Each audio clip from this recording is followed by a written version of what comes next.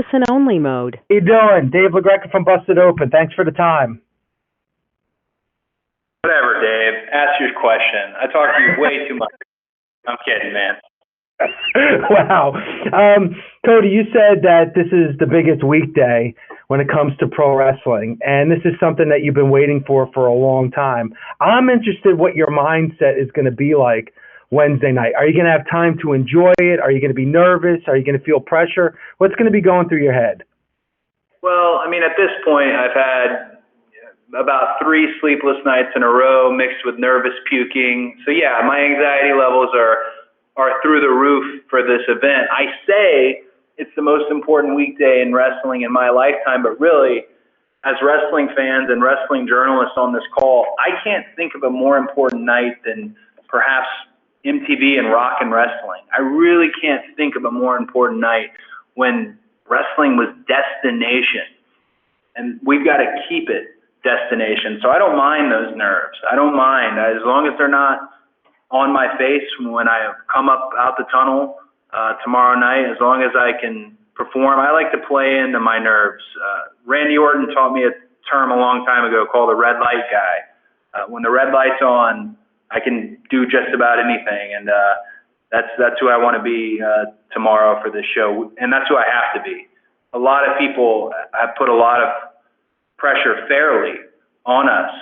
There's a lot of promises. There was a lot of campaigning and a lot of campaign promises to what Dynamite will be, what AEW will be, and the greatest thing about it is the people making those promises are also the one in the ring. So it's my job to deliver. Nervous, absolutely. Scared, not one bit. I'm ready for this.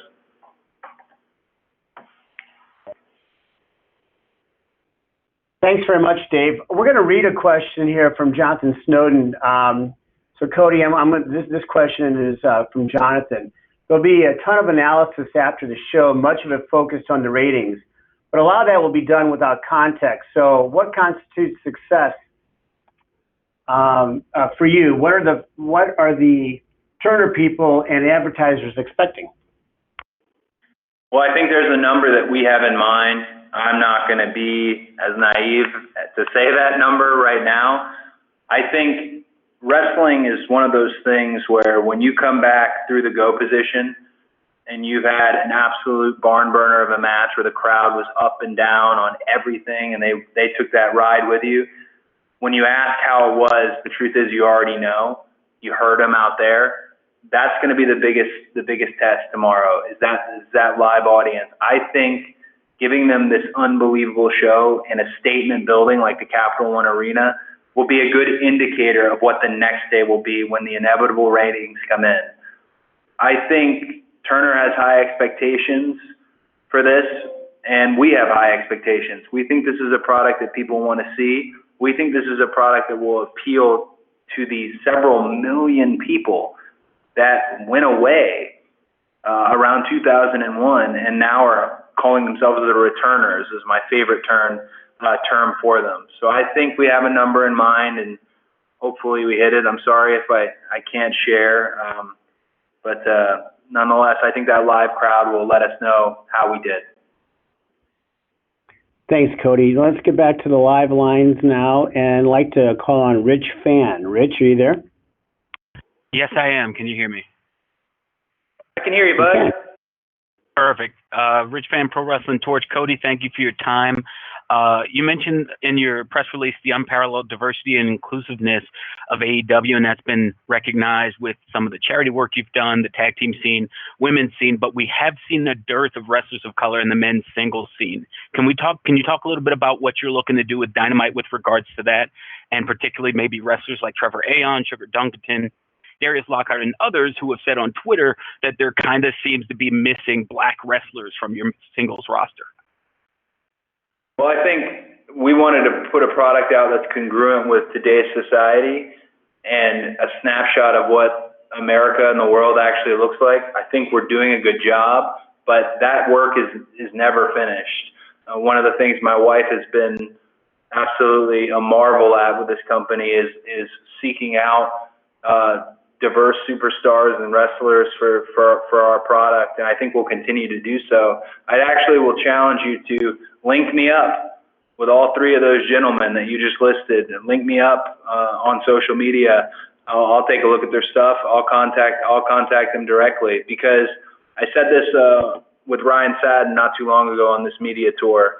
I think African American representation on our brand is huge, and there are some just absolute stud men and women that I would love to be part of AEW and love to be part of Dynamite. So please link me up with them, and we are doing everything we can to continue to provide the most diverse roster, and first and foremost, the best roster. Thanks, Rich. How about James Dixon? James, you with us today? Hey, man. Yeah, I'm here. Can you hear me? Yes, we can. I can hear you, bud. Oh, hey, Cody. How you doing? I'm good. Thank you for asking. Yeah. So obviously, man, you know the UK wrestling scene fairly well, having been a major figure in building its profile over the years. You've already hired Kip Sabian, Jimmy Havoc, and Sadie. Are there any other people on the scene who you've worked with or seen who you're interested in bringing in? It's a great question. I'm about to go over for the Southside show, their last show, October 26th. And maybe I'll do a little bit of a scouting trip when I go over there. I haven't been in quite some time. I'm looking forward to it. But I think as we put a lot of effort on that partnership with the UK, with FIGHT and with ITV, and that partnership is just in its gestation. It's not all that was announced. There's more to it. It's slowly all coming to the surface, thankfully. But I think it's important that there are homegrown stars on. You mentioned Kip and Jimmy Havoc.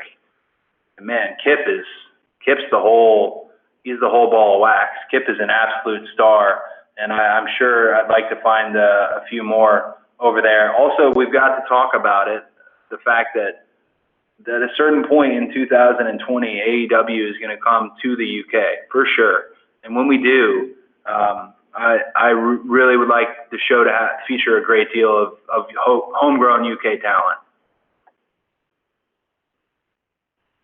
Thanks, James. Chris Mueller, you're up next. Chris, are you with us? Yes, I am. Can you hear me? I can hear you. All right, excellent. Thank you. All right, so there seems to be kind of a misconception among fans that any disgruntled WWE talent can just go to AEW. Do you guys have an ideal roster size in mind that you'd like to get to, and how close are you to getting to that point right now? That's a great question. I'd say we're probably in the 85% kind of full up for this first bit of Dynamite, if that makes any sense. We've gridded our TVs very far back. There's a lot of emphasis on long form storytelling. So we're fairly full at the moment. Definitely there's some gems along the way. But yeah, there is a misconception that anytime someone is disgruntled or anytime someone has a bad Raw or SmackDown, that they can immediately call or text me and it'll be done like that. But I have to say we would be doing a disservice to the crew we have now. There's a lot of people that will be introduced over the course of Dynamite. Some of them you've already met, that people like Riho, people like Kip, people like MJF, and it's important that we introduce that crew and do them justice. Otherwise, I'd find myself in the position I was in at WWE, where I felt like I wasn't being presented and nostalgia was being played instead, and I think that's important. But to answer your question transparently, I'd say about 85%. Excellent. Thanks, Cody. And we are now going to go with Joseph Staszewski.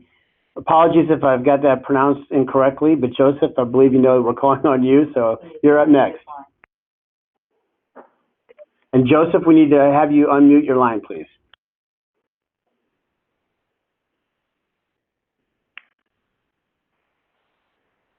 He was mad that you mispronounced his name. I can spell it. I just can't pronounce it. Joseph, we'll come back to you if we see you up on the screen here.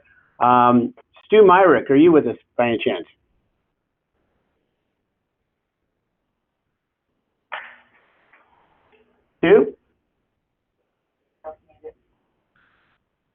Okay. Stu, looks like you're on mute too. Oh, Stu, you with us? I am. Stu Myrick Okay, from Stu, you're up. in Austin. Cody, it's good to talk to you, my friend. Hey, man, how you doing? I'm good. Heavy in football season, but we got to talk wrestling. I want to ask you this. You've got a vast global audience that's going to tune in tomorrow night to TNT. For all of us that are wrestling journalists and those that follow independent wrestling, we know a lot of these talents. I'm very familiar with Sammy Guevara, being a Texas kid. Talk about the process you're going to use in introducing a lot of the talent to this vast global audience, a good chunk of which may not be as familiar with the independent scene or the British scene or the Joshi scene. Well, we've got 2 hours of moldable clay that we call Dynamite, and not only do we have those 2 hours of moldable clay, we have shoulder content that's very popular in terms of being the elite, in terms of the Road 2 series. It's about making the human connection. It's something that UFC and mixed martial arts and HBO, when they were still in the boxing game, was doing incredibly well. They were really making an effort to introduce you to the men and women before they stepped into the ring, and then you cared. You had love for somebody. You had ire for somebody. So I think it's our job to do that. And taking a look at how Dynamite shapes up tomorrow night, I think we're going to be successful with introducing new people. As far as the key to the human connection isn't giving them an artificial character. The key to the human connection is showing the real character that they are and just turning that up. And that's what I want to do. And not only tomorrow on Dynamite, but actually tonight. The countdown special that is happening on TNT is specifically just that. It's about introducing you to these people, not just the characters, but even Chris Jericho's mystery tag partners. It's very much about the human connection. And I know that just seems like words, but hopefully when people see Dynamite, they'll understand what I mean in terms of that human connection and showcasing it to the world. Anthony Suter is next up. Anthony, are you with us? Yes, I'm right here. Can you hear me? Yeah, I can. Awesome. So you guys have announced several dates all the way through the first week of December. For the beginning of 2020, as far as weekly TV is concerned, can you shed a little light on what the strategy is for moving across the country and when some of the other side of the United States will actually get to see AEW Dynamite live from their region? It's a really great question. And honestly, I wish I had kind of answered this at some point earlier, just in the last month, because people seem to think we may be neglecting the West Coast or the upper Northwest, when in actuality, we're working our way down from the eastern seaboard and then across through the Midwest. And that's just a logistical and cost measure. We're running real arenas. We don't want to run studio TV. We want to run real arenas, and we want to bring this party to every city, A, B, C, D market. It doesn't matter. We want people to have a dang good time, and we have field tested this because all of us had been on the road. Me for 11 years with WWE, and the Bucks with Ring of Honor, and then we were on the road together. So as we move across, and you mentioned January, and around Thanksgiving and stuff, we're back in Chicago, and then we're going to be moving our way out west. So fans who are on the west, who feel like we've kept them out since Double or Nothing, we're definitely headed your way, and we'll definitely service as many of those markets as we can over there. To be a little bit more specific, I think we have the best market rep in the entire industry, and that being Raphael Morphy. I butcher his last name pretty often, but Raphael is an absolute amazing hire by All Elite Wrestling, and he is teaching us, because it's very great that this is a wrestling company by wrestlers, but there are some things that us silly wrestlers don't know. And Raphael has been able to help make those inroads with buildings and things like that. He's been a real pro. So Raphael, we're putting all the pressure on him. We will definitely be heading west, and definitely in 2020. Thanks, Cody. We're going to read Joseph Suzuki's question here from the New York Post, and that is, Cody, how do you see being the Elite and the Road 2 series, how that complements what we're going to see on Dynamite? Well, it's a little bit of the buffet. I was told once that that's what you need to offer the wrestling fandom, is a buffet. You need to give them a little bit of the high spot fueled, bell to bell, unbelievable action. You need to give them a little bit of Savage Steamboat. All the while, you need to give them a little bit of Tully Dusty. I know these are references to an older era, but there's different types of pro wrestling, and there is no right way. There's no wrong way. Excuse me. There's no wrong way to do what we do. The only thing that matters is the fans' appreciation of it if they liked it. And we offer that. And being the Elite is the absurd. It is the Deadpool of wrestling. It is the fourth wall poking element of wrestling that was so taboo. And now it's pretty much, you see it all over the place. Spring Break is popping up left and right. The Bucks set an absolute trend with that. And then what I do with the Road 2 series is old school, Southern, traditional wrestling. And they still work together. It's what makes this band of the four of us function. And what Kenny brings in with the Joshi women that he's brought in for the women's division, it's a whole nother element. So I think you'll never see those styles watered down. People will often kind of give us a hard time. Well, there has to be one vision for this. There has to be one. No, because there's not one fan in the audience. There's millions of fans worldwide. There is not one vision for this. There is an overall general vision in terms of all of our different styles and providing that buffet. Thanks, Cody. Next in line up now is Matt Visick. Matt, can you unmute? Yes, I just unmuted. How you doing, Cody? I'm good, buddy. So I'm with the Vegas Bad Boys of Podcasting, and you did say a little bit about reaching across to the West Coast. That kind of threw this in my mind, and that is, you did a great job with Double or Nothing, and a great job with the All In and All Out on a pay-per-view basis. Once Dynamite's up and going, are you guys planning on starting like a bi-monthly or a quarterly pay-per-view? More likely, leaning quarterly. We had talked originally about having just 4 pay-per-view events. We understand that pay-per-view is expensive, and we understand that less is more in our industry as far as building to these events and not having them just kind of willy-nilly every month. So I would say more along the lines of quarterly. There's talks about doing a UK tour, as I mentioned. There's talks about doing some specials like Fight for the Fallen where there are charitable elements. But yeah, we're looking at more 4 to 5 major pay-per-views as we go, and very likely after Full Gear, which is our 3rd major pay-per-view, that 4th one, very likely, you guys can't see me, but I'm winking, will likely be on the West Coast.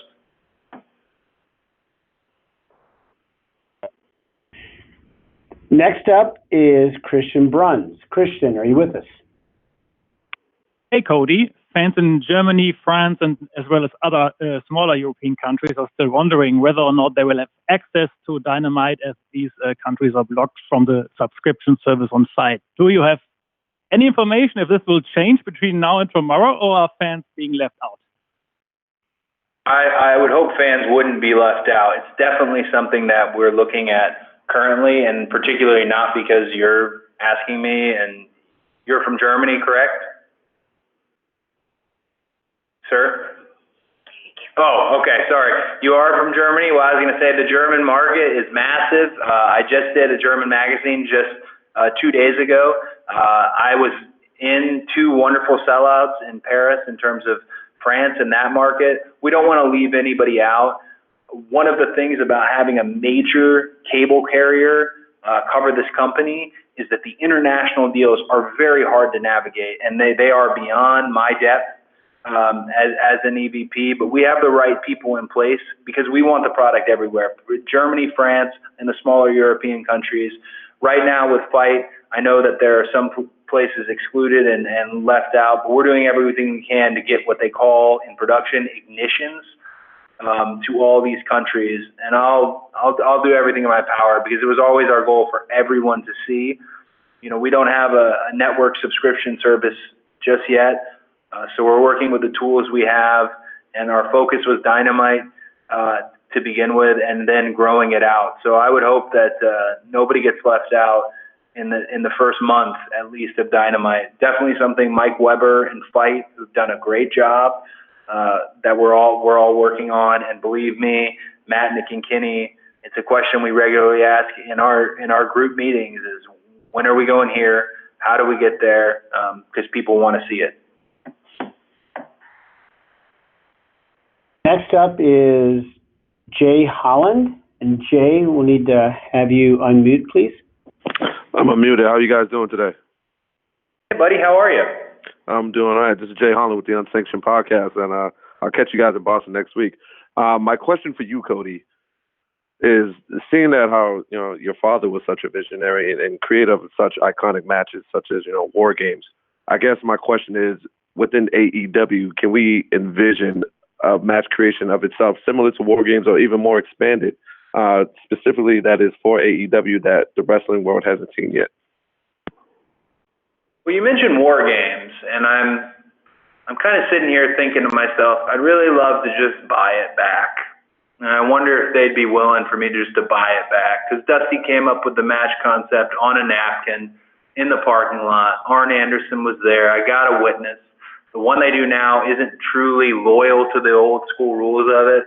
Maybe I can get it back. But in the beauty of that, War Games just came out of the experience of being around wrestling, seeing the horsemen build up, seeing the good guys and their adversaries, and all of a sudden the light bulb went off. Hopefully a match comes to us the same way. We started with the Casino Battle Royale, which is Nick Jackson's idea of doing almost a layered Royal Rumble. And I think with the women's one, which was far superior to the men's one, I think we got the formula for that right. I would really hope that we come up with some great matchups on our own. I could always steal from my dad, but come on. Well, he wouldn't be proud if I was just yanking all his ideas. I do have the Bunkhouse Stampede on lockdown if and when we need to. Also Battle Bowl if and when we need to. But I know amongst us, especially Tony Khan, who seems like he's coming up with a different match concept every day, I know we can come up with something real original. And maybe we float that out. Float that out to WWE for me. See if I can buy back War Games. Thanks, Cody. I'm going to read a question just entered by Jason Powell. Cody, will you be keeping an eye on your head-to-head competition on a monitor, or will you be focused solely on your own show? Oh, we'll be focused solely on our own show. I think it would be arrogant of us if we had a monitor on the go position with what the competitor was doing at the time. Of course, we're not living under a rock. We're going to be aware and what's matched up against what and how they did. When you get to look at all that data on Thursday, but we've got to do us. We were always going to be on TNT on a major cable network like this. So this was always in our plan. Their move to USA, and this is not meant as a negative, so WWE diehards, please do not freak out, was a reactionary move towards us. So they can watch us. We'll be taking care of our own business. Thanks, Cody. Next up, Philip Antwine. Philip, are you there? Yes, I am. Thank you. Philip Antwine from the Bulletcast out here in San Francisco, California. What do you think is the promotion's biggest strength? Is it the in-ring action? Is it the promos? Is it the storylines? Or is it something else? Biggest strength is the in-ring action, for sure. It's the first thing you said, because I think the misconception now is that you cannot tell stories bell to bell in between the ropes. Stories like Ric Flair used to tell on a nightly basis, and you absolutely can tell those stories. So I think that is our biggest, the thing we have going for us is our bell-to-bell, our in-ring action. And then I spoke to it earlier. I think to accompany the in-ring action is the human connection, is find out who these people are. Our biggest strength, let me double back here slightly. Our biggest strength is all the things that we have been talking about and complaining about for 20-something years, if that makes sense. We've heard all that. If somebody was to try and spy on us and get the formula for what are they doing? Why are people into this? I don't understand. This isn't good. No, it is good. It is good. See the crowd, see the continued sellouts. That's the value. It's a product people want to see, and we just want to spread that product and share it with these returners and casual fans who might have tuned out and will see it for the first time and see wrestling differently, but see something they recognize from way back, if that makes any sense. But again, in the fairness of transparency here, the first thing, in-ring action, is what sets us apart. Thanks, Cody. I'm going to call on Steve Menando for the next question. Yeah, Steve, I believe you're on mute. If you can unmute, you'll be good to go. Hey, Cody, how's it going? Steve here from the Armchair Bookers podcast. Can you hear me? Yeah, I can hear you, buddy. Hey, thanks, man. I appreciate you taking the time to have everybody on here today. This is really, really exciting, really awesome. We're all really stoked for tomorrow night's big event. I want to talk about one thing, actually two things, and kind of join them together here, because you talked a lot about the storytelling, right? You also mentioned, the potential quarterly pay-per-views. Do you feel that the infrequency in which you guys have pay-per-views is going to affect the ability to give long-term quality storytelling? Oh, no. I think it only puts the priority for the stories to be on Dynamite themselves. I was once told that TV is a commercial for the live events. Well, the best thing about this, the very healthy schedule that Tony Khan has offered, is there are no weekend live events. It's just Dynamite. That's our sole focus, meaning that is where the heart and soul of these stories go. There'll be stories specific to Dynamite that aren't geared towards pay-per-views. So I think that will end up being a strength for both the pay-per-views and the weekly show itself. Thanks, Cody. Joseph Galizia. Joseph, are you with us? Hey, can you guys hear me? Yes, we can. Clear. Hey, Cody, how are you? Thank you so much for taking my call and my question. Wanted to talk about Triple Mania. You got to team up with Psycho Clown and former UFC star Cain Velasquez. And he recently said in an ESPN interview that he really likes what AEW is doing. Is he a guy that you foresee AEW keeping an eye on? And can you just talk about your experiences tagging with him at Triple Mania? He's definitely somebody that I am keeping an eye on. Cain was one of those athletes. It's not even an athlete thing. It's almost just a strange natural ability to pick up our industry. Man, he picked it up so quick, and he wasn't doing mixed martial arts, Cain Velasquez. He was trying to do true lucha, and he had worked with Psycho Clown, who's Psycho Clown, if you haven't caught him. It's just amazing. What a stud. So I was blown away by Cain Velasquez. I would love to bring that tandem and that tag back to All Elite Wrestling. I'm glad to hear he likes what we were doing. I like what he's done with AAA. I continue to monitor it. And that might be something you see of a personal project for me if and when Cain would like to come play ball with us. I'd be down. There's something very special. I mean, the man was a former UFC heavyweight champ and nice guy. Represents a whole part of the world. Just a special human being. I think he'd be a great fit to our family.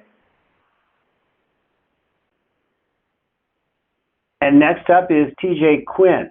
TJ, are you with us today? Yes, I am. Thank you.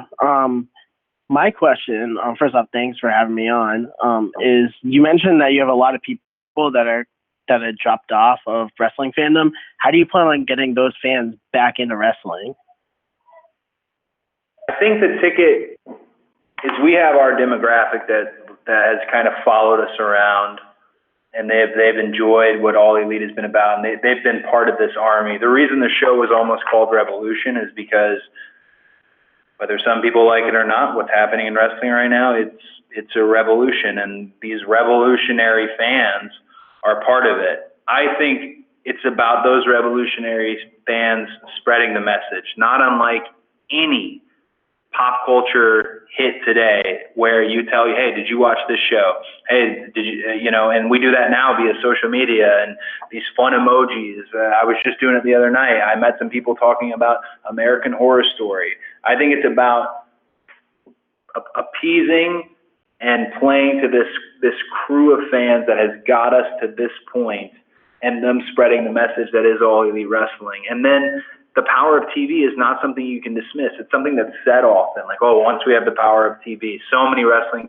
companies that couldn't get it wanted it. It truly is special. Warner Media has done such an absurdly good job with the marketing and the branding of AEW and sharing it with perhaps fans that weren't fans. It's really absolutely just, I'm marveling at how well they've done of a job at Warner Media, and the chief brand officer and the most beautiful woman in the world, my wife. It's amazing.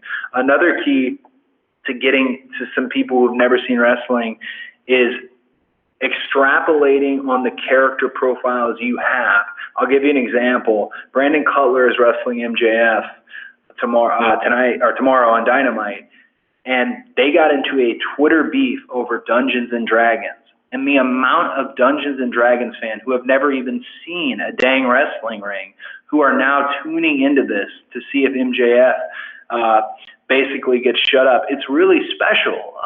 And that's a way to kind of combine all the different fandoms. And I hope we can do that. There's a reason I go on social and kind of put my neck out there about the games I love and the teams I love and the shows I love. I want to connect. The interconnectivity that is our world and the entertainment world. So I answered that with the biggest possible answer ever, but I hope that's how we can do it. Cody, I've got a question here from Michael Shalik from SE Scoops. Cody, can you talk about the biggest challenge you've experienced thus far as an executive VP of AEW? Has anything really surprised you about the process from the corporate side? I think I was supposed to be really challenged up to this point, but I had the just absolute blessing of having had Dusty in my life, who was an executive with Turner and WCW, and also a performer. I got to see firsthand managing and producing a segment and then going out to the ring and performing yourself and performing at a high level. I wouldn't know what to do with this wrestling education I've got if it wasn't for AEW. I mean, I got 3 decades to talk everyday wrestling with Dusty Rhodes. I got 11 years to be around guys like Dean Malenko, Arn Anderson, Randy Orton, all these wonderful people who taught me. So that's why I don't think I've been challenged by the corporate side of this job yet. This education was perfect for it. I'm sure there will things that will come up. There are things that a wrestler who didn't go to college like me isn't fully aware of or in tune to. And the first thing I do is find somebody who is. I'll give you prime examples. Chris Harrington, who's the Vice President of Business Operations. Raphael Morphy, the market rep. We've tried to flank ourselves with genuinely very smart people when it comes to this. And Tony Khan, what a businessman that guy is. What a businessman, and what a great champion and ally of the wrestling business. So I've yet to really be challenged by it all, other than knowing when to take the headset off and start stretching. As simple and silly as that sounds, it's been like mental math for me, but it hasn't been a challenge yet, mainly because it's been too much fun. Cody, I've got one more that was lobbed to us via email here from John Alba from the Spectrum Sports and Living the Gimmick podcast. John would like to know how hands-on TNT is with the physical production of the TV show outside of cost. Will it have any say in the format/rundown, or is that strictly on the AEW team? strictly on the AEW team, what you see as far as Dynamite is concerned, they have been absolute wonderful allies in terms of production. They do wonderful things with the NBA. If you look at some of the bigwigs there at Turner with Brett, with Sam, with Kevin, and you look at what they've been able to do, they've offered us those resources. Talking about something as functional as the difference between a jib cam and a flying jib cam. And to have that high res, next level production that the NBA has, partnered up with Keith Mitchell, who a lot of people on this call already know who Keith Mitchell is, former executive producer for World Class, turned WCW. I mean, the absolute man when it comes to this type stuff. They've just been great allies. They've yet to give us any type of ultimatums or network notes concerning the show. They're allowing us to go out there and play our music and hope that people love it. Great. We're almost at time here. Cody, if you got time for one more question, we're going to spin the roulette wheel here. And looks like Tommy Walter comes up the winner here for the last question. Tommy, are you with us? Yes, I am. Wow, what an honor to be the last question. Tommy. How's it going, Cody? It's very, very good. How are you? I'm doing well. This is kind of a statistical question because I'm a geek.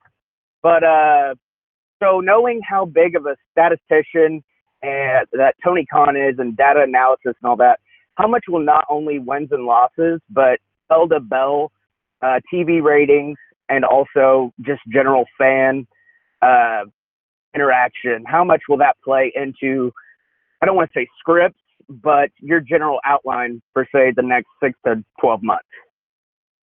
Well, one of them is kind of the business of the business, which is super entertaining, and the other is more narrative, the content you see on the surface. I can tell you, as far as wins and losses are concerned, it isn't just the wins and losses. Almost look at it as how college football is appropriated when you look at the quality of wins. One of the things that Tony did, which was really wonderful in the press release with Sports Illustrated about me and Jericho, he talked about the quality of wins I had, being Dustin and being Sean Spears, and that it'll play a heavy role in the show. Wins, losses, the quality of wins, and then as the numbers go up in terms of matches, that will be a really wonderful time to break out the heat chart, and you start getting percentages on body parts and how many times somebody has lost to the walls, for example, or a code breaker. And that stuff will really help once our numbers start to go up in terms of actual matches.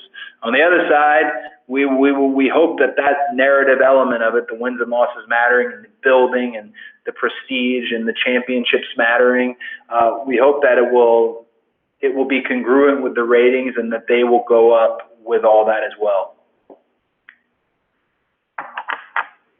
Thanks, Cody, and on behalf of everybody at AEW, I'd like to thank everybody who joined the teleconference here today.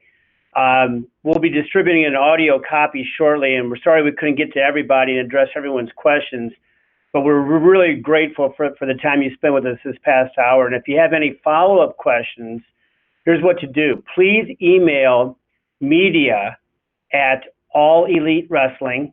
So it's media@allelitewrestling.com, and we'll get to them as best we can. We look forward to seeing you tomorrow night on TNT. So thanks again, and have a great day.